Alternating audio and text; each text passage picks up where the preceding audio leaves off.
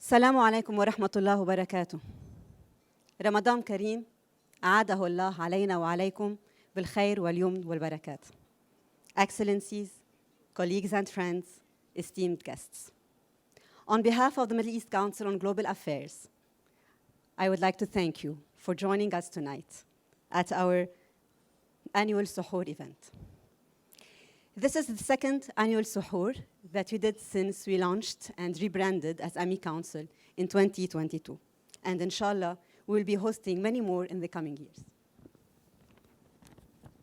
This event is an opportunity to celebrate the holy months and also to reconnect with our community as AMI Council, friends, colleagues, and partners. Though we do it this year with a heavy heart, as you are witnessing the genocide happening in Gaza. As we mourn the victims, our thoughts and prayers are with their families and with those who are still suffering from the bombing, the ethnic cleansing, and the forced starvation. We pray and hope that this suffering, not only in Gaza, but across the region, will end and peace and justice will prevail. Living in exile has been the destiny of many Arabs due to wars, instabilities, and lack of freedom. This is why this evening we are hosting a very interesting discussion with writers, intellectuals from the Arab region living in exile or who wrote about how the exile affected the multiple issues that we face in the region. Allow me to welcome Dr. Noha Abuldahab, Assistant Professor of International Law at Georgetown University and non-resident Senior Fellow at the Middle East Council. She will be moderating the discussion and introducing our panelists. Thank you. Okay, good evening. Ramadan Kareem. Welcome to the Middle East Council on Global Affairs annual Suhoor event. Today, we're going to be talking about voices from the Arab diaspora, public intellectuals, literature, and exile. It's my pleasure to moderate tonight's event, and I'd like to thank the team, the entire team at the Middle East Council on Global Affairs for all their support in putting together this wonderful event. And we're very honored to have with us here tonight some of the leading Arab writers and public intellectuals who engage on a range of issues affecting the Arab world from their positions in the diaspora. Of course, this word diaspora could mean lots of very different things, and I know from my own research on Arab diasporas that a lot of people actually don't feel very comfortable with the term diaspora because they don't feel that it accurately captures their identity or their identities or their positionalities. But even in Arabic, right, it has different iterations like al-mahgar, al-manfa, al-shatat. And what better place to have this conversation than here in Doha, where there is a robust presence of diverse Arab communities. I suspect that many of us have very complex emotions and thoughts about our sense of belonging, identity, a sense of longing, a sense of loss perhaps, and even grief, feelings of nostalgia and renewal at the same time, a sense of not belonging, a sense of constant searching, identity crises, conflicting identities, complementary identities. But we're also here today to have a conversation about the role of Arab diasporic writers and public intellectuals, the role that they play in issues affecting our region, whether these writers are based in Berlin or London or Washington or Beirut or Cairo, Kuwait, and Doha. So really, the purpose of tonight's discussion is to bring various communities here in Qatar together to first hear from our speakers who have written from or on the Arab diaspora on a range of issues. And secondly, to hear about how being in the diaspora, in exile, or simply physically outside of the home country shapes their writings. And finally, to engage in a conversation on these complex emotions and ideas about belonging and longing and identities in various ways, such as through music, literature, art, and activism. And that last one, activism, being particularly relevant and at the forefront of many of our minds as we continue to witness the ongoing slaughter and mass atrocities against Palestinians.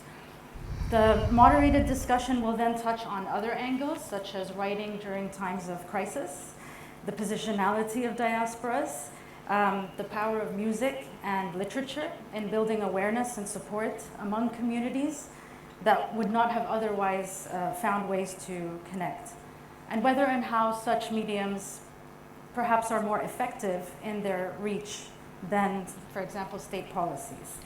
We'll then take questions from the audience.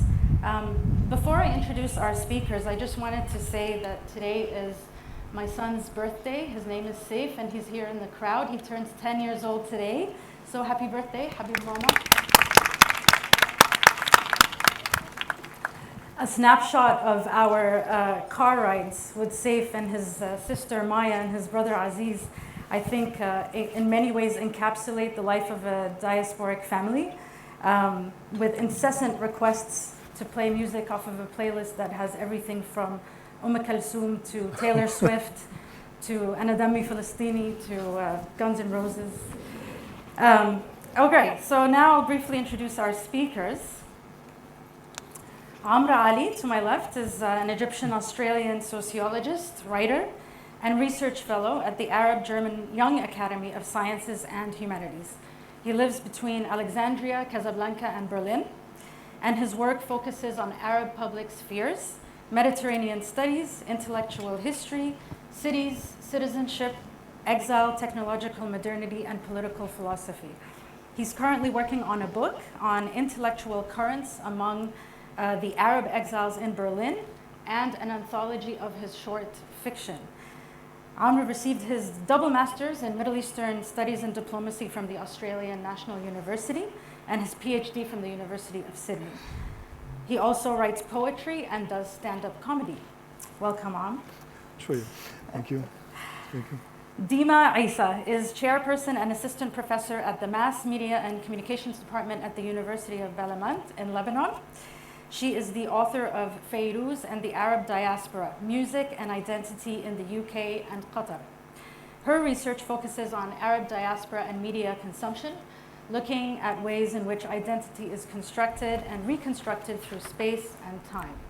Her interests are also in gender and representation, popular culture, and audience studies. Dima holds a PhD from the University of Westminster in London, an MSc from the London School of Economics in Global Media and Communications, and an MA from the University of Southern California in Global Communications. She's lived in Canada, Qatar, London, and California. Welcome. Last and certainly not least, we have Suzanne Abul Hawa. Suzanne is a Palestinian writer, human rights activist, and animal rights advocate. She's the author of several books and the founder of Playgrounds for Palestine, a children's NGO, and Palestine Writes, the only North American Palestinian literature festival. She lives in the United States and writes primarily in English. Her first novel, Mornings in Jenin, was translated into 32 languages and sold over 1 million copies, the sales and reach of which made Abul Hawa the most widely read Palestinian author in the world. Her second and third novels, The Blue Between Sky and Water and Against the Loveless World, were likewise widely translated and acclaimed. Other works by Abul Hawa include a poetry collection and several anthologies. Suzanne's parents come from Jerusalem, and they were forced out by the 1967 war, and she grew up in Kuwait, Jordan, Jerusalem, and the United States. A very warm welcome to you all. Amr, Dima, and Suzanne will each give introductory remarks for about 5 minutes, after which we will then engage in a moderated discussion, and then we will open it up to questions from the audience. So, Amr, the floor is yours. Thank you. Thank you, Noha. And thank you, Kais and Suzanne and everyone who made this event possible. It's actually my first visit to Qatar, and it's really an honor to be here. Ramadan Kareem, and I hope your Ramadan is going along well for those who are fasting. And it's really, I won't lie to you, it's very difficult to be up here to have this sort of serenity to speak, given what's happening in Gaza. I think for many of us, Gaza is occupying our headspace 24 hours a day, given that it's really a new form of evil that's being perpetrated on the Palestinian people. Not that they've always seen worse, but it's just gotten much, much worse. So I will speak conceptually about this idea of exile, this idea of diaspora. What is it like to be, and I'm sure many of us could relate to this phenomenon, whether you want to call it the third culture kid syndrome or whether you want to call it some cultural dissonance. But I will try, and in the few minutes I have, to narrow it down. So anyone who engages in some form of diaspora thinking suffers from a form of rootlessness. This idea that you're just not stable in any place. And so there is a development of a hyper-consciousness or an awareness that produces a radical dissatisfaction with the status quo. If you're happy with the status quo, you probably wouldn't be doing what you're doing. And so the pen becomes the key to self-understanding. So there are 5 driving themes that I would consider for what you may call informally the diaspora complex. And that is the political birth. Do you remember when your political birth was, or political births? For example, my political birth was when the Gulf War happened. That is when my identity was imposed upon me in Australia growing up. Not the Gulf War, but the Saddam Hussein's invasion of Kuwait. And then the 2000 Intifada, but specifically the murder of Muhammad al-Dura was the first time when I cried for an event not related to my family. So, sorry about that. But it gave me a crystallization of my worldview. And also, the 9/11 showed us the perils of what an Arab identity and a Muslim identity comes with. And we can never take these things for granted anymore. And the Arab Spring in 2011, which gave us the hope that there was a form of political and cultural redemption to being an Arab again. In fact, there was a Khaliji newspaper, I can't remember which one, I think it was in the UAE. The title was, "It's Cool to Be Arab Again." And the second feature of the 5 features is the sense of political homelessness, the inability to find a space or representation due to racism in Western countries or neoliberalism or the homogenization of society that just makes everything bland. And also you connect it to the political birth. So it was the racism after the Gulf War that told me at school that you are an Arab. Up until then, I never associated with the Arab identity. I was still a 10-year-old child. So the thing is that now it was imposed, and now I had to engage with this identity that I never really thought about before. Thirdly, the survivor's guilt. If you are leaving, if you have a dual pass, if you have 2 passports and you're traveling and you know you have that mobility, there is a sort of survivor's guilt. So when I go back to Egypt, that thought comes through my head: what if my father did not migrate and went for Australia? What would my life have been? And you feel a sort of responsibility back to the original homeland to raise awareness or make some contribution of sorts. Fourthly, the cultural dissonance, the idea of the hyphenated identities. By being Egyptian Australian or Palestinian American or whatnot, comes with a sense of instability, this sense of, that you've got 2 nation states in the same title, and the nature of a state is an exclusionary logic. And not to mention the idea of heterotopia in the household if you have Kulthum tapes playing, and then which is different to the host society that you live in. And finally, the idea of mortality.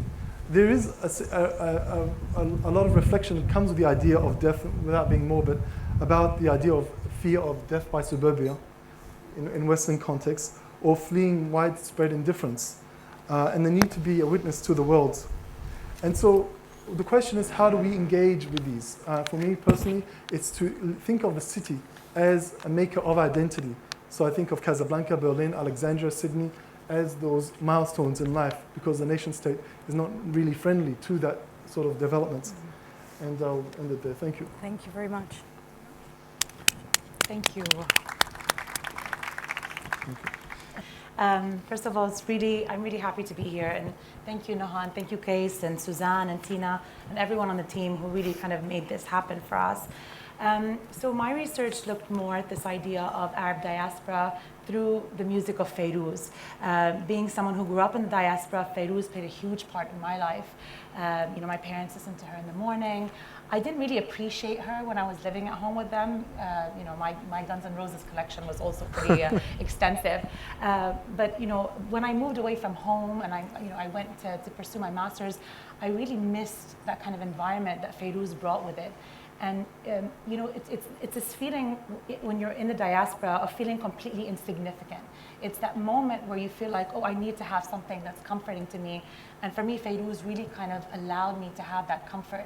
So when I started doing my research, it was so important to listen to people's stories. And their stories, even though we're discussing music and popular culture, you found so many different kind of pathways into diasporic life that moved beyond what we were kind of usually discussing with the Arab diaspora, and moved a little bit away from the politics as well. So kind of more of a sociocultural perspective on diasporic experience. But it was really important, to note that when I was doing my research, there were lots of things that were happening in the world. So, there was the Syrian conflict, the Arab uprisings, Brexit was happening in London. So there was also this kind of uncertainty for a lot of people there of where they were going to go, what was going to happen to them, as well as people living in Qatar as well. But through discussions about Fayrouz, we talked about things like Arabness and what is Arabness. And it's really important to understand Arabness as something that's flexible. It's not something that's rigid, because everyone's perspective or perception of Arabness differs according to so many different lines, whether it's a social line, whether it's something that's to do with themselves, and also this idea of identity, self-identity, but also the social identity of where they were living. It just shows how Arab diasporic experience is so diverse. It's not just about where they're living, but how they got there. And I think that's what what we were saying at the beginning, this idea of migration.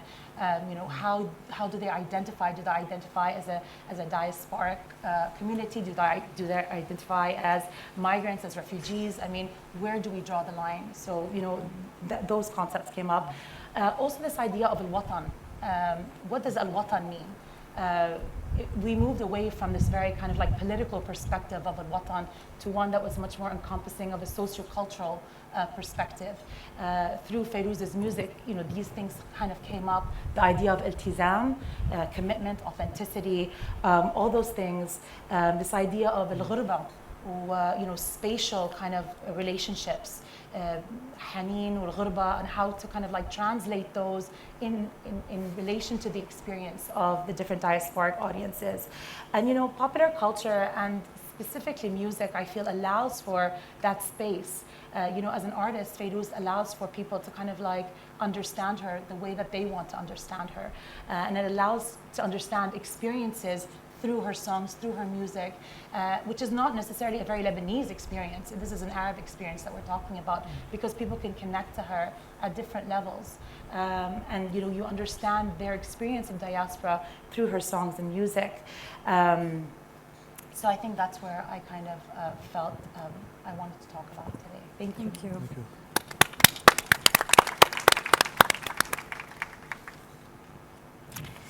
So I'm quite happy to be here because I stopped getting invitations to the Arab world a few years ago. So thank you for this invite.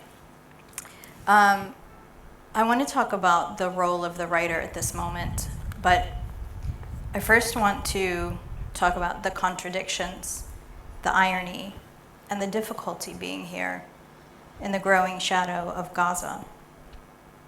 The tiny strip of land eclipsing the sun, both by the sheer force of her agony and her defiance. It's impossible to talk about the trajectory of my writing, or my people, the friends and family I love. are being terrorized beyond imagination, buried alive en masse, torn and dismembered, dismantled, denigrated, humiliated, starved, and degraded in every way you can think of, in what is tantamount to a new Holocaust.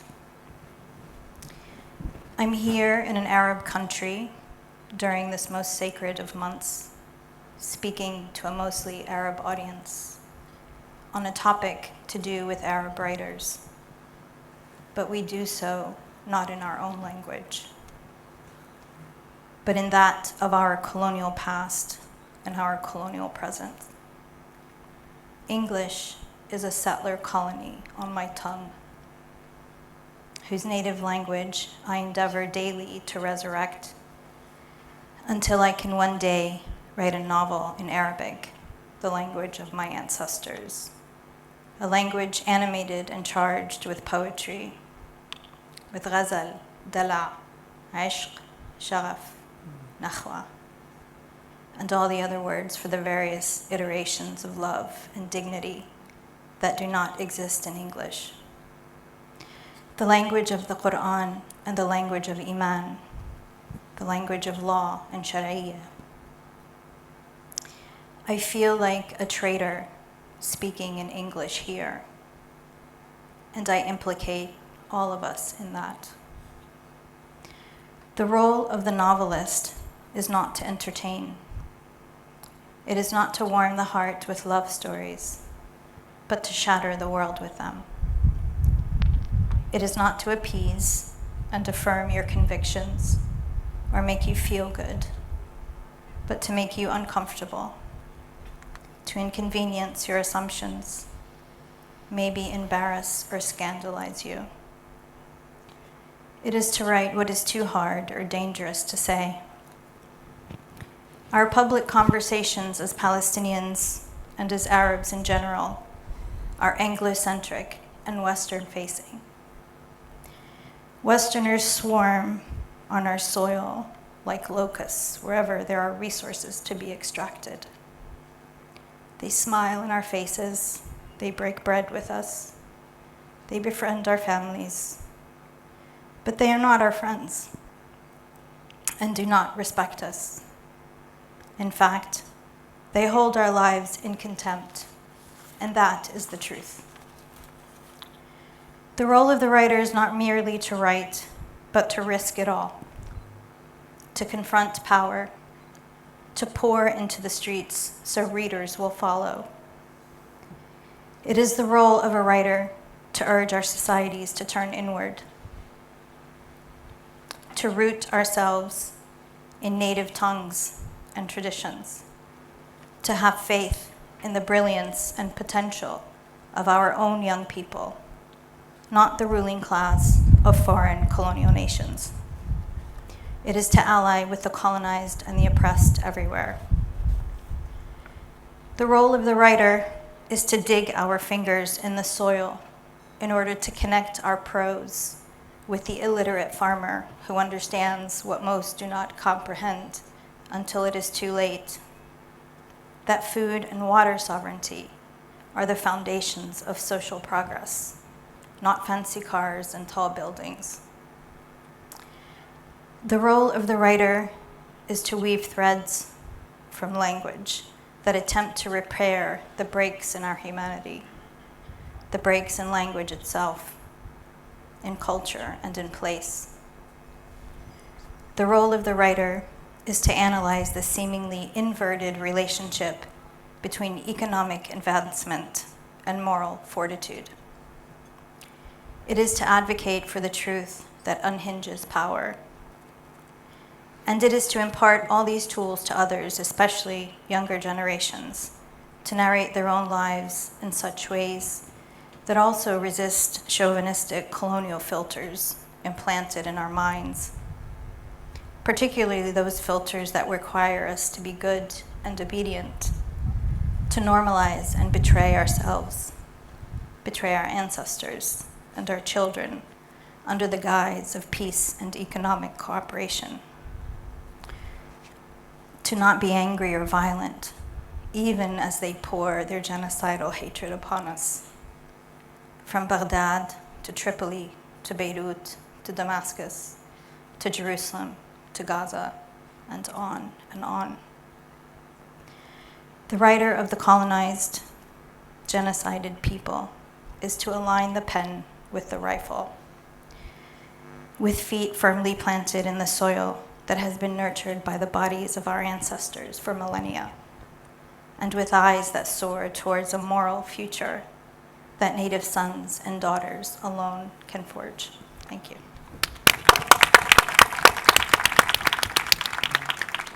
Thank you. Thank you so much, Suzanne, for that. Amr, I would like to start with you. A lot of the agonies and the challenges that diasporas and diasporic writers grapple with are similar to those who haven't left. So, for example, you mentioned political homelessness and this urgent or constant and urgent need to understand, like this hyper-consciousness that you're dissatisfied with the status quo. So what makes the diasporic writer different from the writer experiencing those same thoughts and emotions but still physically resides in their home country? It's a very good question.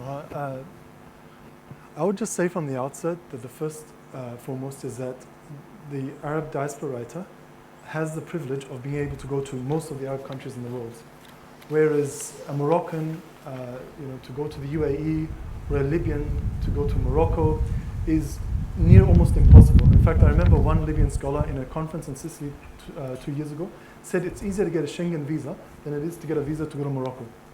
Okay?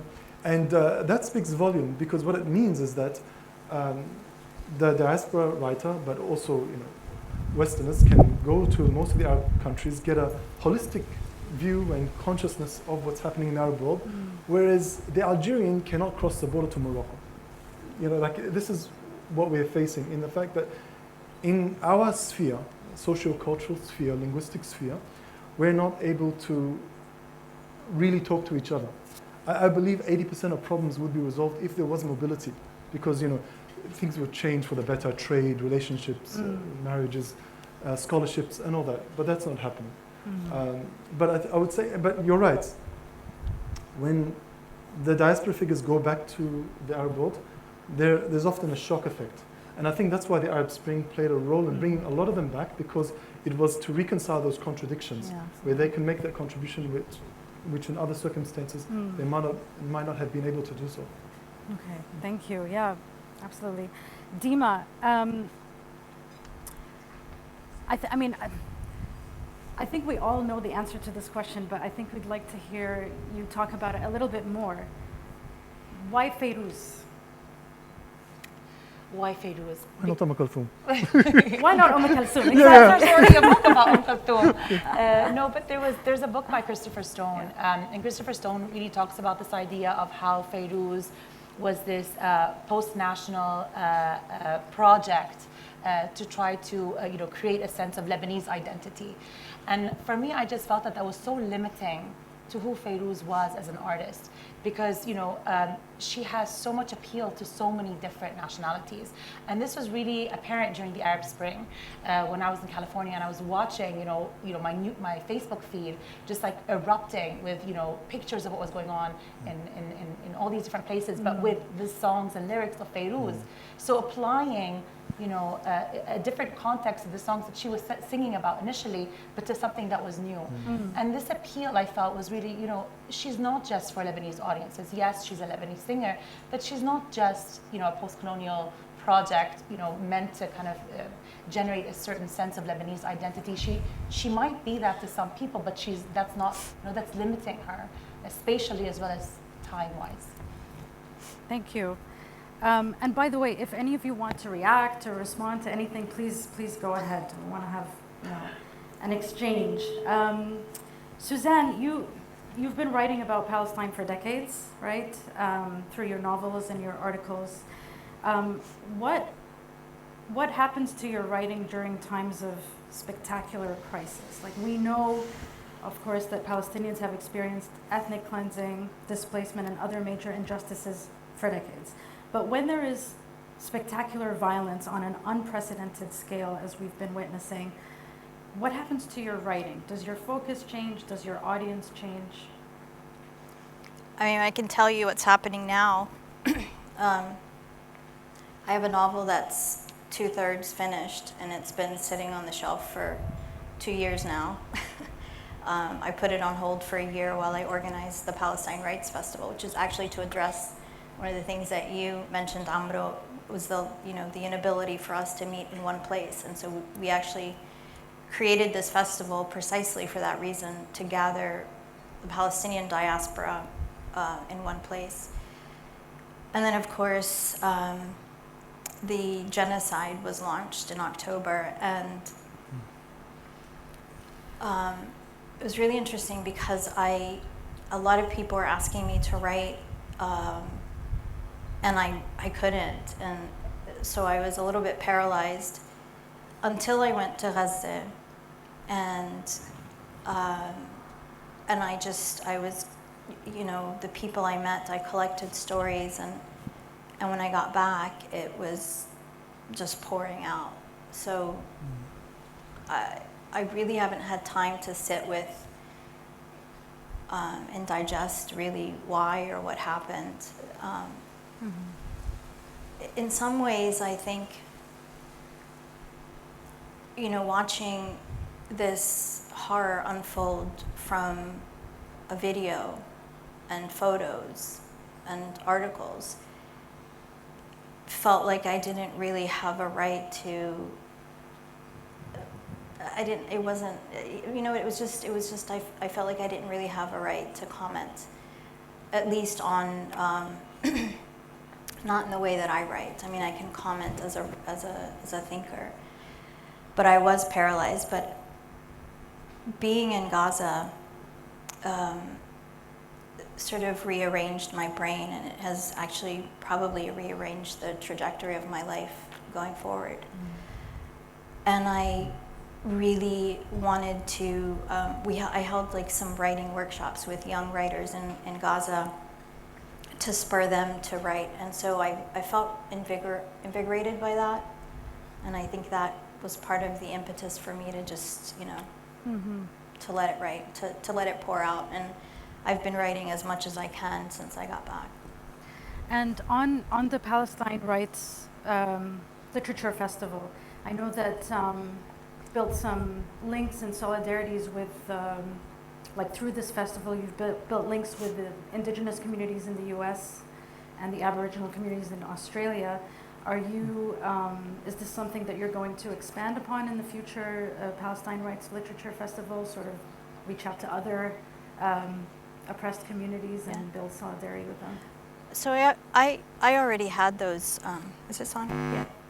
I already had those connections, actually, because I'm also an activist, and I work, I do believe that writers should not write from an ivory tower, and so I am in the streets, and I have those connections, and I brought them to the festival, and it enriched the festival. That's indigenous communities in the U.S. as well as Black communities, Boricuas, and other communities of struggle in the United States. And I happened to meet indigenous writers, Aboriginal writers in Australia when I went to a literature festival there. So that's the power of these festivals. Okay. Dima, I wanted to ask you, because I did read in the interview that you did with Jadaliya about that moment when you were on the bus in London. You had just left Qatar, I believe. You moved to London to pursue your studies, and you were feeling a sense of insignificance, yes, and nostalgia, and then you put Feiruz on your iPod, was it? We had iPods then, yeah. And then the sense of comfort overcame you. So you reached into your past to find comfort in the present, and then you were sort of overwhelmed with the uncertainty of the future. So in the research that you do on music and identity, can you share a little bit about how those kinds of moments of sort of listening to music from your childhood when you're in a completely different cultural and political context, and how it complicates the way that you view your past and the present and the future? One of the main things that kind of came out of the research was, this link to time. So not just space, so space and time, and the way that Fairuz kind of like moves through space and time. And when we talk about memory, and when I talk to participants about memory, there was different types of memory. So you had associated memory, which was very effective. It was kind of linked to something that was in their past, like a loved one or like to a moment. And then you had reconstructed memory, which was basically storytelling, but then kind of thinking that it was your own memory, but through the memory of somebody else. And then also there was adapted memory, where Fairuz's songs were then kind of like reshuffled to take on different contexts. But time played a huge role, because a lot of participants talked about how they inherited Fairuz. So they either inherited Fairuz through their parents or through somebody that they loved, and how a lot of people also wanted their children to then listen to Fairuz. And in some contexts as well, how Fairuz was kind of like the survival kit for diasporic experience.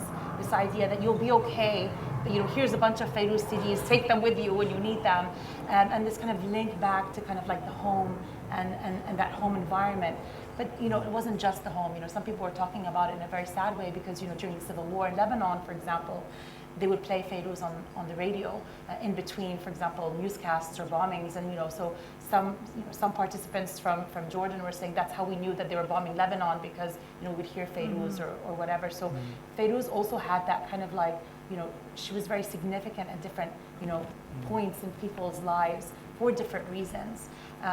But she's able to kind of transport people back and forth through her songs and through her music, and allow for different diasporic experiences as well. Okay, thank you.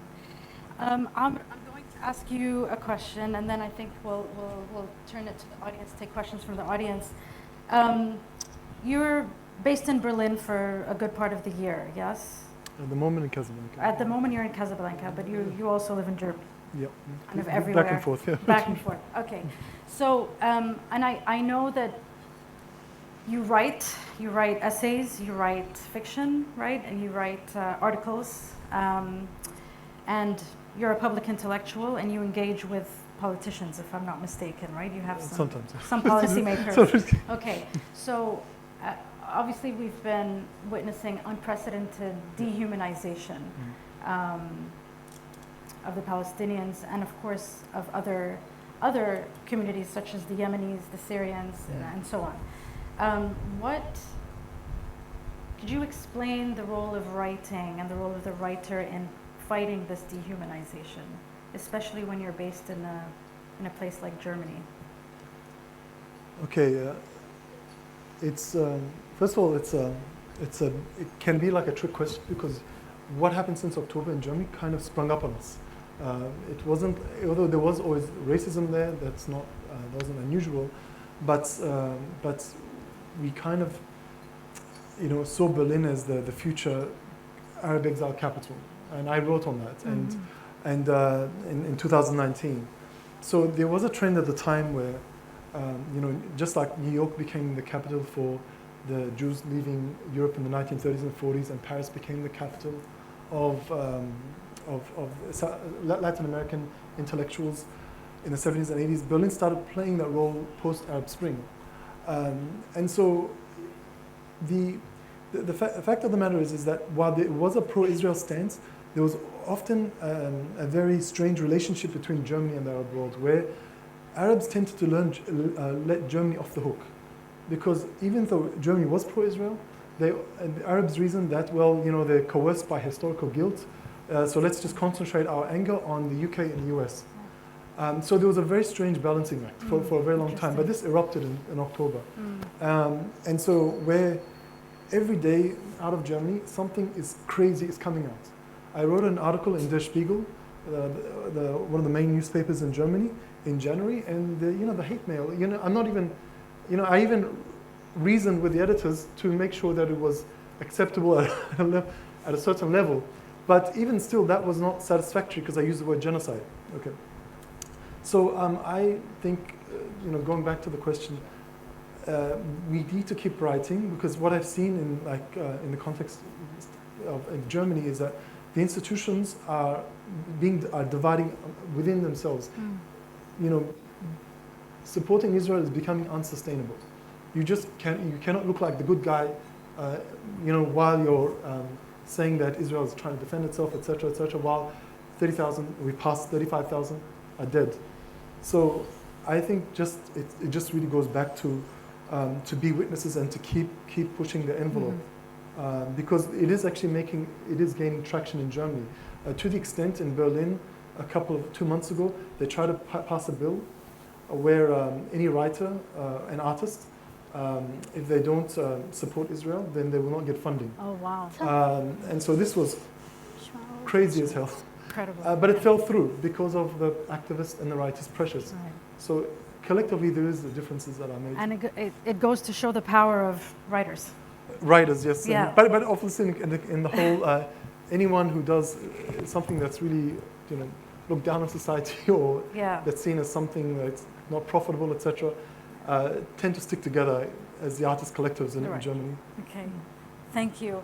Okay, let's turn it to the audience. Do we have a mic going around somewhere? Does anybody? Yes, we have a mic. Okay, if you have a question, just raise your hand. I'll try to see. Any questions or comments, reactions? I see one hand there in the back. There's a hand there. There's a lot of hands, but they're all dispersed. Are they? I know. I can't see it here, David. Not really a question, but I just wanted to thank Suzanne and what she had said about the importance of language and how we communicate. And I think for a lot of us who are Arabic speakers, I think we don't realize just what it means to be Arab but not have access to the language. And especially in this moment in time, as we witness a genocide against Arab speakers, having that language and being able to use it. And I just wanted to ask a question in relation to that. We're all on social media, we're all sharing different things, we're all trying to do our part in raising awareness and in trying to stop in some way the genocide. In terms of language, how is language important at this critical moment? And in specific, using terms like genocide or other words, what words do you think are most important to bring to light at this time? Thank you. Suzanne? So the terms we use, I'm glad you asked that, because I don't like the word war, which is the main word that the media seems to use relative to this, because it doesn't describe the situation. A war is something that happens between two militaries, not between pretty much all the world's superpowers and powers against a principally unarmed, defenseless civilian population. So, which is why I called it a Holocaust. I believe that's what it is. It is the wanton murder, the indiscriminate targeting of civilians. It is bombing for the sake of mass murder. And it is a total denigration and reduction of life on every level, every conceivable level, from the acquisition of food to going to the toilet, to having shoes to wear, to the ability to go to school, the ability to have privacy, the ability to hold your spouse. Everybody is separated. I mean, there's so many details that really don't make it to the media, because I think what's mostly reported is this sort of spectacular violence. But what lies behind that is this horrific daily agony and degradation of people who, for example, people who haven't been able to bathe in 2 months. And imagine what that does to a person. So I think there really are no words that I know of that are big enough to capture what's happening. But I think a Holocaust is something that approximates what Israel is doing to us. Do you want to add anything to that? I'll say that I remember in 2006 and 2007 when Jimmy Carter wrote his book, Peace, Not Apartheid, and there was a big outcry amongst the Zionist lobbies and pro-Israel community in America and around the world, but specifically in America. And we have to remember, apartheid was a very marginal term at the time, but the constant use of the word apartheid actually made it mainstream, that it's become much more of an acceptable term to use it about Israel. But this took a lot of work. And discursive approaches are really important because words have a sting effect. If there's a reason why they go crazy if we use the word genocide, then we are going to use the word genocide because that really perfectly, explains it. We don't just say it because we feel like saying it, but a broad consensus of genocide scholars have called what's happening in Gaza a genocide. And if you want to call it by the international court ruling of plausible genocide, fine, but it's still a genocide. And so words matter, and we need to keep pushing the words, especially the words that they don't like. But also there's this kind of weaponization of certain words, right? This idea that everything becomes anti-Semitic if you talk about it. So you also have that Western kind of discourse that feeds in, unfortunately, with the Western media. And that's causing a lot of issues. This narrative of doubt constantly through politicians who keep talking about the aggression that's happening. So I feel like that all plays into kind of the same narrative, which creates a lot of binaries and a lot of, it doesn't allow us to define what's happening on the ground in Gaza. Absolutely. Can I add something to that? Yes, Yeah, sure. please. I think that we often censor ourselves because of this accusation of some anti-Semitism, and there's just no room for that. And I think that just really needs to stop. And I think people need to feel free to say what's on their mind, to have courage and to really assess when you are self-censoring, because we all do it. Everybody does it.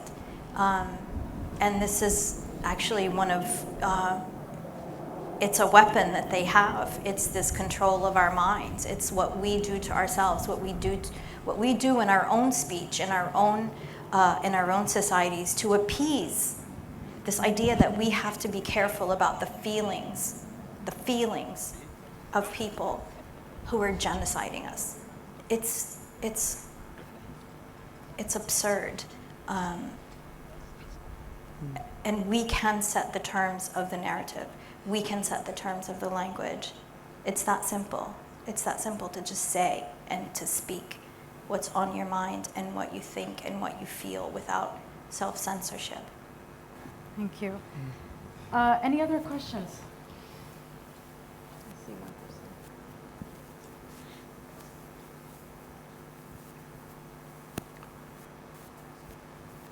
person. Hi, I'm Hajar. Thank you so much for this amazing discussion. So I just wanted to ask, especially because you're all writers, ever since I've also obviously been following the news that's coming directly out of Gaza, the news that's coming directly out of the West Bank, but what I've also been following is the way authors are being treated in the West, which is where English language books are published. And as someone who reads a lot in English and who loves reading and who is part of a community of people who do really enjoy reading and also is interested in writing, I was curious how you might be experiencing that marginalization that's happening to authors right now. For example, in Germany, Adiana Shibli's book in October was pulled from receiving an award at a publishing event that was happening because she's Palestinian, because it's the book Minor Detail, which is about, which is very directly relevant to what is going on right now. So I'm just curious sort of how you are experiencing that and how you're dealing with it and how you're fighting back against it as individual writers. Thank you. Thank you, Hajar.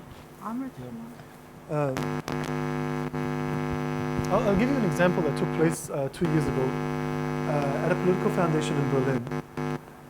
And so I was on stage, it was a panel, and it was a launch of a book, and it was on the Arab states.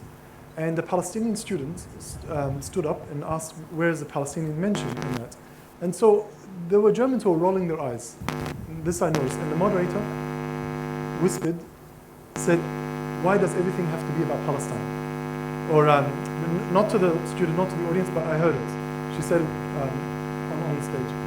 And that annoyed me, so I decided to answer what the student said, asked.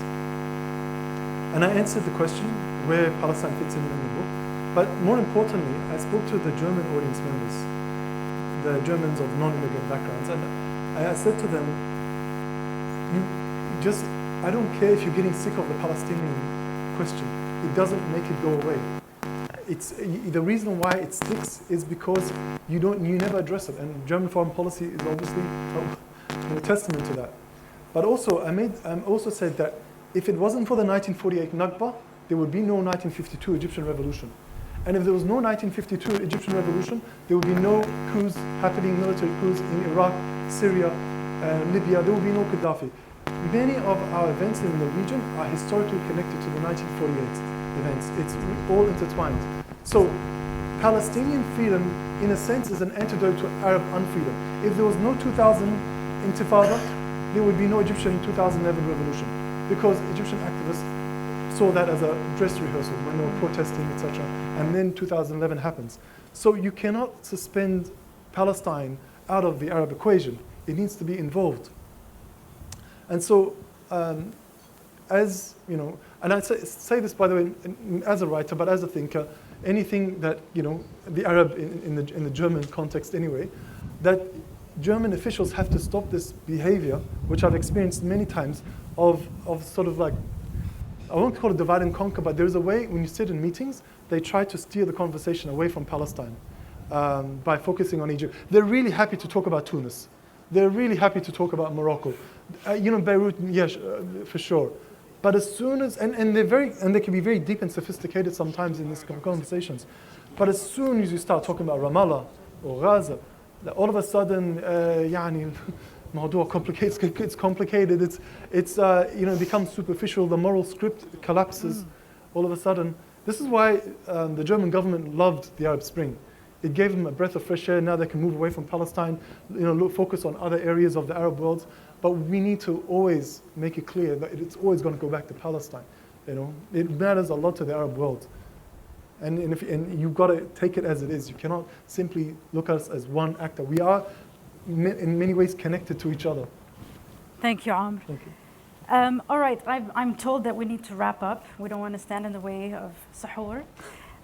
So just some quick final remarks, comments from the three of you. I don't know, Dima, I'm going to put you on the spot if you want to go first. I feel like that, you know, this is a really wonderful conversation, and that, you know, building on what Amr was talking about, this idea that we have to keep conversations about Palestine alive, especially in an environment where a lot of the storytellers and journalists are being, you know, targeted and killed. It's really important in our classrooms as academics to discuss it. We need to keep an open space to have these kind of conversations constantly. Thank you, Dima. Suzanne? Yeah, I actually want to respond to the question regarding, you know, fighting back against censorship and et cetera in the West, and specifically the idea of Adaniya's award getting revoked. Honestly, I think that يعني بنعطيهم كتير أهمية. They're not really that important. We should not, and this is part of what I was trying to say about the Western-facing conversation that we keep having. It is this idea that we need to carve a space, you know, in these institutions. I disagree. I think we can make our own awards. We can have our own milieus, and I don't think we should vie for recognition in these spaces. Frankly, they should be lucky to have us, because there is a readership out there that is hungry for our stories. And I mean, I'll tell you, Mornings in Jenin, which is, you know, it's 13 years old, and it never stopped selling, like, a lot. It got zero marketing. There was no money put behind it. Literally, the editor sort of did it as an act of charity. And that's not a, you know, she went to Palestine and she thought, oh, let me help the poor Palestinians. And she had this manuscript on her desk that happened to be mine. and it got published. And it was the readers. It was the readers who made that book what it became. And it has taken a life of its own. I prefer to have faith. Again, this is the point that I was making in my opening remarks, is to have faith in each other, in our young people, and in the readers, and not to tug at their heels. They're not worth our time, frankly. Thank you, Suzanne. سؤال بس, in your book is شط اسكندرية mentioned? Because I mean I love that. Is that your favorite one? That's my city. Anyway, it's not my favorite song, but you know it's. You can't have one favorite song. Okay, of course, but I just wanted to get that out of the way. Okay, so So one song about Alexandria. So yeah, we have that's because لازم. except there's no really shot anymore, but concrete Skandinavian. You know, I just want to say in Hannah Arendt's 1961 book, Between Past and Future, so she has this very, very powerful quote in the beginning where she quotes a French poet, René Char. And when I read it, it made an earthquake within me. And the line was that our inheritance was left to us by no testament. Our inheritance was left to us by no testament. Now, René Char is writing this in 1944. And so the story is that because when Nazi Germany invaded France in 1940, all of a sudden, in 1940, all these intellectuals, like René Char to Camus, all of them had to start holding guns. And they were thinking, like, why are we holding guns? How did we get to this mess? How did the great Republic of France just collapse like that? And so there was a sort of a disconnect. There was a disconnect between cause and effect. And so hence our inheritance was left to us by no testament. They just woke up one day having to carry guns and fight in the resistance. And I feel this is applicable to the Arab world in the sense that when 2011 happened, our inheritance was left to us by no testament. We can go into a whole the scholarship and the cause and effect and what led up to that, etc. But we felt that things had to be built up from anew. And I think that when we compare the before and after, we have a very flourishing archival culture that we never had before 2011. There's just, the arts have changed, the poetry has changed. Things have got much worse, of course, in parts of the Arab world. We don't need to get into the obvious, but many positive things have also come about. And I think in each of our roles in this audience, we should never underestimate, because every book you write, every article, every contribution you make leaves a legacy for the next generation to pick up and carry on. You're not expected to do everything, but you're expected to do something worthwhile for others to pick up on and elaborate and take on. And thank you. Thank you so much. Thank you for joining us. Thank you to Suzanne and Dima and Amr for sharing your thoughts and your insights, and for coming, flying in from various places.